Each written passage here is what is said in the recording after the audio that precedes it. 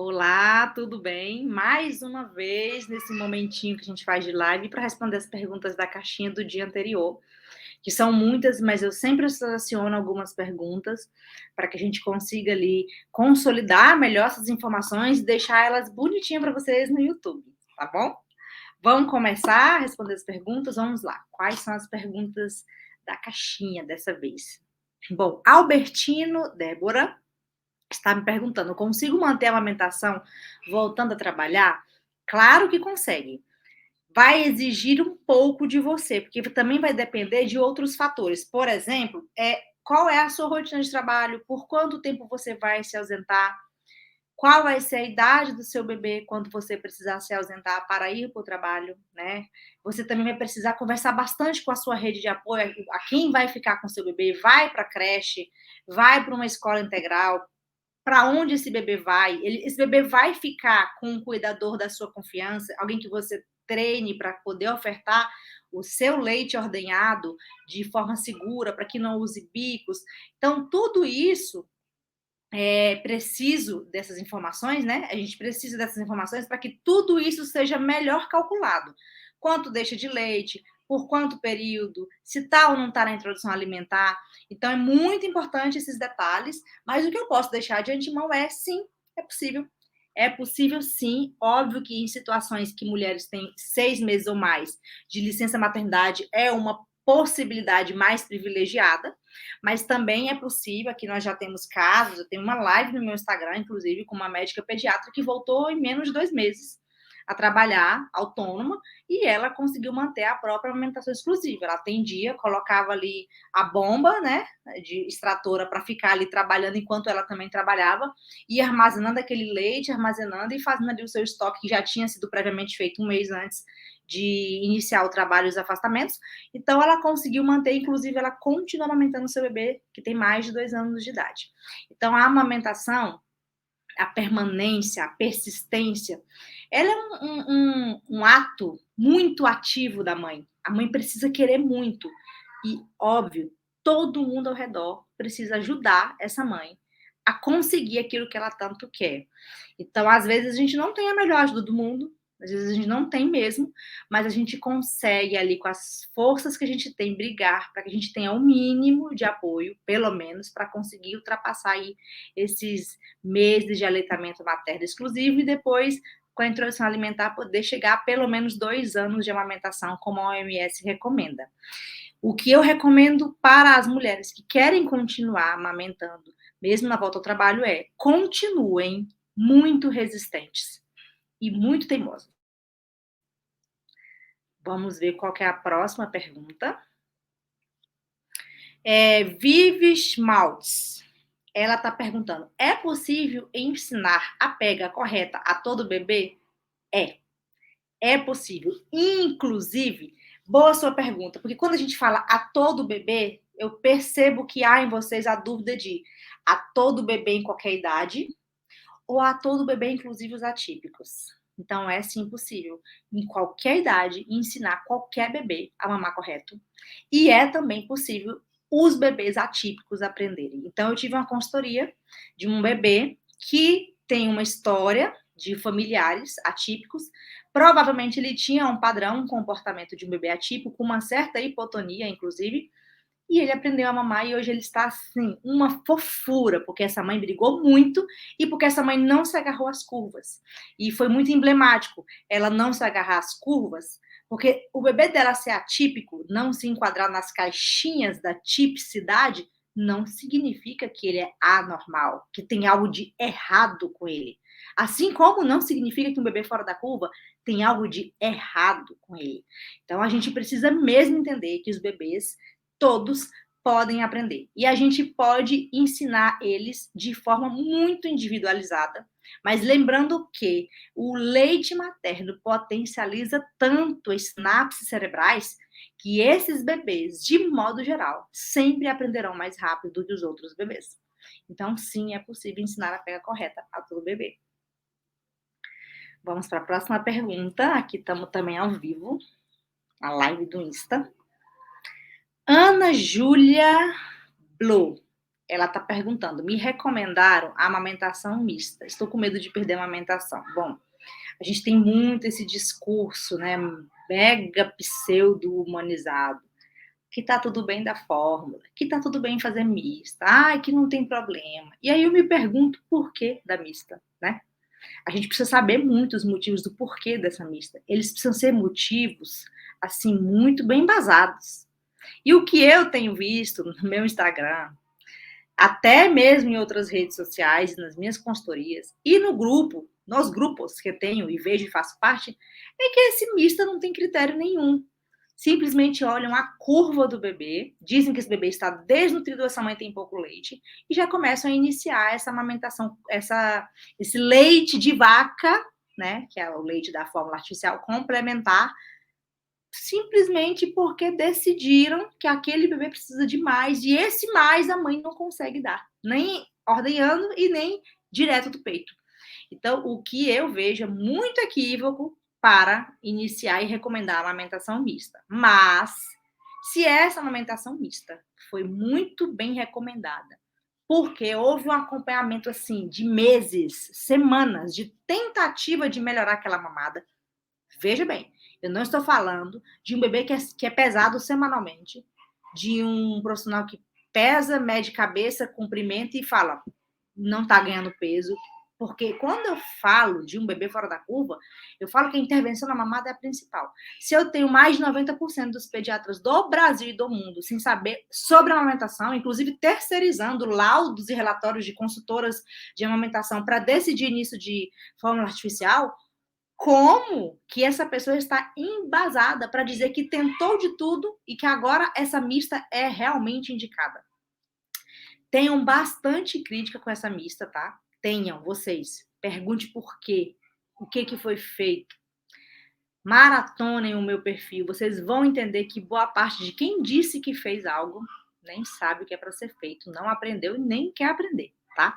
Então, amamentação mista, sim, dá para não perder a amamentação exclusiva quando se iniciar a mista de forma séria, ofertando esse leite complementar em copo ou colher dosadora e em doses baixas. A gente está vendo muita gente entrando com a amamentação mista e triplicando essa dose ali semanalmente. Então, assim, também está tudo errado, tá?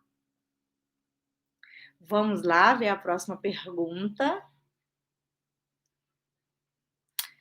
Cíndia Cidrão. Existe relação entre anquilogrossia e torcicolo congênito? Não.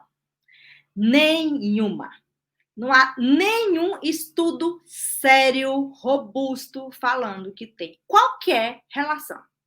Então, agora vocês pensam comigo. Se não existe qualquer relação e tem gente vendendo que existe, ainda fazendo mutilação de língua de bebês, vocês acham que isso é só um comportamento antiético ou criminoso?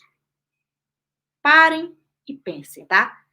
A gente briga muito para que as pessoas tenham um embasamento mínimo ou crítica àquilo que estão falando e fazendo. E principalmente eu, cirurgiã que sou, sei que intervenções só podem ser feitas quando eu tenho a segurança de que a intervenção é o melhor e mais adequado caminho. Se eu não tenho a segurança, por que eu estou indicando intervenção? Intervenção, que é o corte da língua, ele não é um piquezinho, ele tem riscos. As crianças podem ter aversão oral, você pode perder a amamentação, o seu problema com dor, seja lá o que for, pode não melhorar. E, inclusive, essa criança pode parar numa UTI por sangramento local. A boca é muito vascularizada. Eu sou cirurgiã vascular. Então, não é brincadeira o que estão fazendo. E não estão fazendo de graça porque são bonzinhos, tá? Estão fazendo para criar mercado no particular. Inclusive, lá no SUS estão fazendo com programas abusivos para criar mercado no SUS. Porque eu sei muito bem como é que funciona a curva de aprendizado de um profissional de saúde. Ele começa atendendo no SUS, vários pacientes. Quando ele vê que o aprendizado dele está excelente, ele leva particular. E aí ele começa a cobrar caríssimo. Então, tem mulheres que estão pagando R$ 3.000 para ter a língua do seu filho mutilada numa conversinha assim, que não é só para boi dormir, não é só fiada, é uma atrocidade o que estão fazendo com as crianças. Então, não tem relação nenhuma. Vamos lá para a próxima pergunta. Olha, eu já estou falando rápido, não estou? Estou vendo aqui os minutos. Bom, a Tárcia Bueno está perguntando assim: estou grávida do terceiro filho. Nos 2 primeiros filhos sofri demais com a amamentação. Qual a melhor hora para fazer sua consultoria? Antes ou após o nascimento? Excelente pergunta.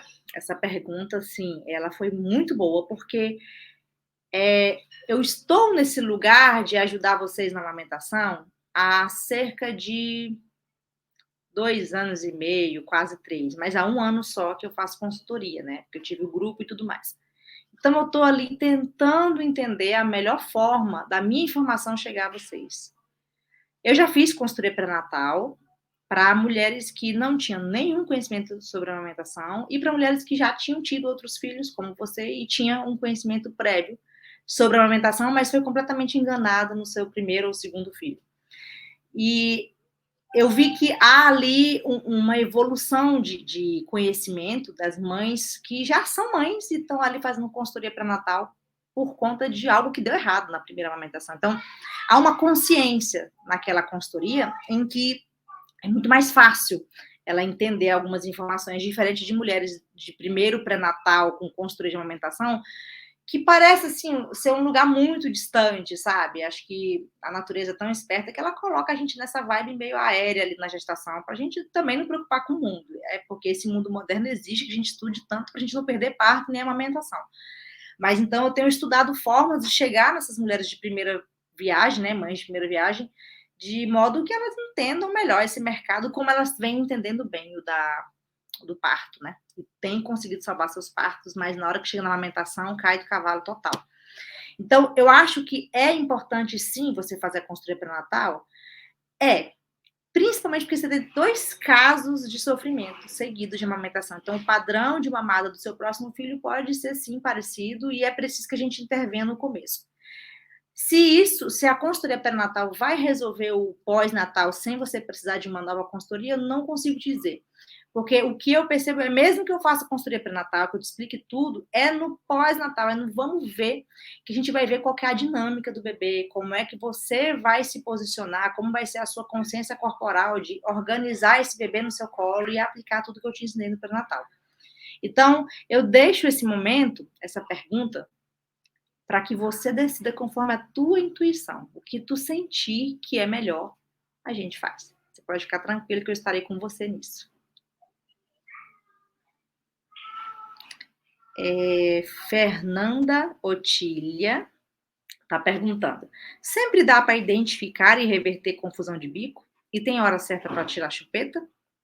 Bom, a confusão de bico, ela é um mundo obscuro. Porque o bebê em confusão de bico, ele pode começar a mamar ruim, começar a brigar com o peito, gradativamente, e aí sim sair do peito. Tanto quanto pode um dia acordar e simplesmente rejeitar esse peito.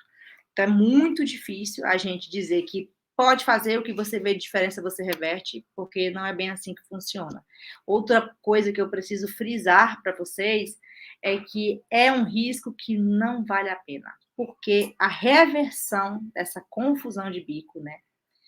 A tentativa de ensinar esse bebê que agora está super confuso a mamar normal, como mamava antes, ela é exaustiva. Ela exige muito, muito, muito, muito das famílias, principalmente dessa mãe. Então, eu não recomendo de maneira nenhuma que vocês apenas fiquem atentas enquanto dão bicos artificiais. Então, é um risco que não vale a pena. Sobre ter hora certa para tirar a chupeta, olha, a chupeta não devia entrar em hora nenhuma, na verdade, mas nós sabemos que a chupeta, ela pode piorar em muitos vícios orais daquela criança. Então, é muito provável que odontopediatras, de modo geral, recomendem a retirada dessa chupeta até cerca de 1 ano de vida, para que esses bebês não tenham dificuldade lá no futuro de tirar essa chupeta, porque já se tornou um vício ali, um vício oral, e com repercussões orofaciais. O que eu recomendo é nunca iniciar, né? Porque você vai acabar tendo que tirar essa chupeta em algum momento e ela não vem sem deixar um rastro do que ela trouxe. Então, amamente e não pague para ver sobre confusão de bico. Não compensa.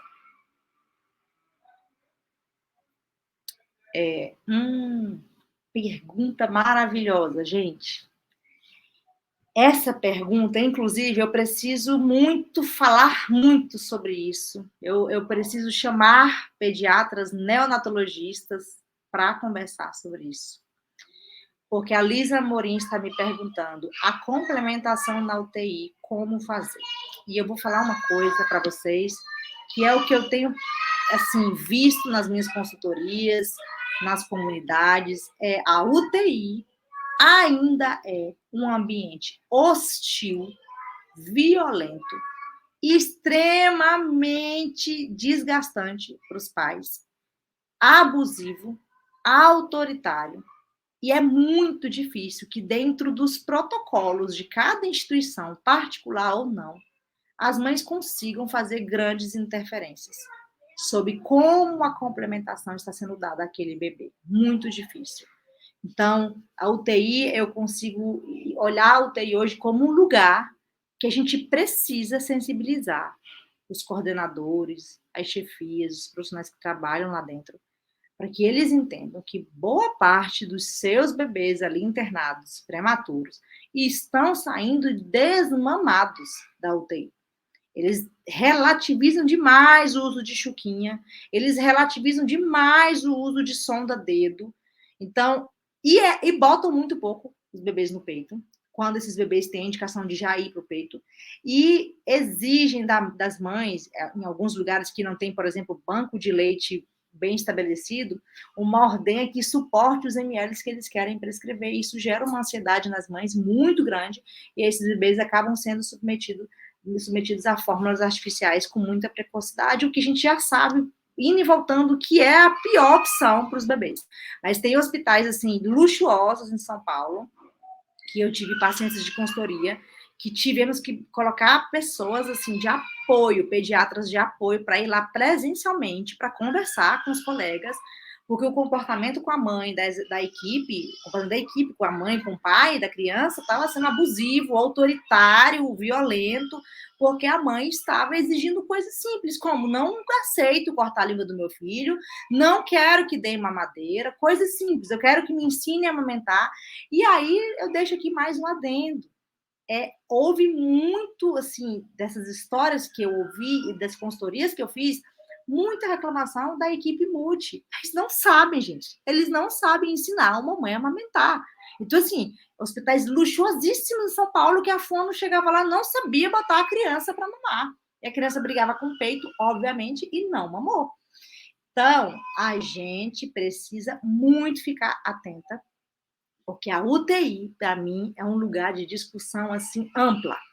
Ampla. Infelizmente, é um ambiente fechado, e é uma casa em que a mãe, se ela briga ali dentro para conseguir fazer o que ela precisa fazer, inclusive a complementação segura, ela vai ter que brigar com uma cadeia de pessoas com formações ali, infelizmente, de base muito violenta, ainda que eles achem que não. Tá bom? Vamos lá para a nossa última pergunta. Marisa Santos 0001. A pergunta dela é: a minha bebê está quase com 2 anos e eu não tenho ideia de como tirar ela do peito. A primeira pergunta que eu faço, Marisa, é: você quer tirar ela do peito? Ela quer parar de mamar? Vocês duas querem encerrar esse ciclo? Porque se sim, existem várias técnicas para a gente começar um desmame guiado e gentil, tá? Agora, o que eu quero saber é se você sabe que se a sua bebê ainda não largou o peito porque quis, é porque ela ainda tem a necessidade dele, nem que seja emocional e, para além de nutricional, seja um momento ali de autorregulação que o sistema neurológico dela ainda exige. Então, nós precisamos, enquanto mulheres, saber que não é à toa que a recomendação da OMS é no mínimo 2 anos. Essa recomendação ela vem porque é o natural que bebês mamem no mínimo 2 anos e não no máximo. Então, a partir daí, esse bebê tem mais condições de você, por exemplo, limitar a demanda. E essa amamentação, ela pode se prolongar, mas não necessariamente vai virar uma amamentação em que ela vai se encerrar de um dia para o outro. Então, O desmame, ele pode ser feito, ele pode ser guiado, mas a gente precisa ter em mente por que quer. Se a gente vai entender o que pode acontecer depois desse desmame, porque esse bebê pode começar a chupar dedo, roer unha, e isso é a forma dele se autorregular. Se a gente vai recuar durante esse processo, ou se a gente apenas decidiu que está encerrado e a gente vai de forma ali muito fluida, sem uma data fixa, ó, amanhã encerra, em uma semana encerra, e encerrar esse momento de forma leve, tá? Então, há muitas coisas que as mulheres precisam saber para que depois elas não se arrependam das decisões que elas tomaram, porque uma vez que esse bebê foi desmamado, é muito difícil fazê-lo novamente, tá bom? Bom, acho que hoje nós conversamos bacaninha com vocês, fiquei muito feliz com essas perguntas, cada vez vocês estão ali me ajudando a ajudar outras mulheres a trazer mais conhecimento para as redes sociais que eu me disponho a vir aqui falar com vocês. Um beijo enorme, até a próxima.